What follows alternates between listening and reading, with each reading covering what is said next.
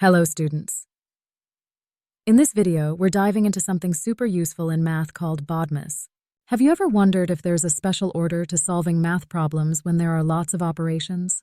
Well, BODMAS is here to help, and it makes everything so much easier. So, what does BODMAS stand for? It's like a little guide. B stands for brackets, solve what's inside first. O is for orders, like square roots or exponents. D means division. M is for multiplication. A stands for addition. S is for subtraction. Now, how does BODMAS work? First, you handle anything inside brackets.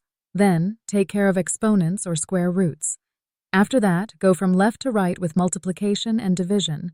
And finally, finish off with addition and subtraction, also from left to right. For example, for the equation 10 plus 4 into 9 divided by 3 minus 5, following BODMAS gives us the answer 17. Now here's a question for you. What do you use BODMAS for in math? Share your answer in the comments. The complete curriculum for Class 4 is available on our channel. Check out all the links provided in the description below. Please make sure to like, share, and comment for more such videos.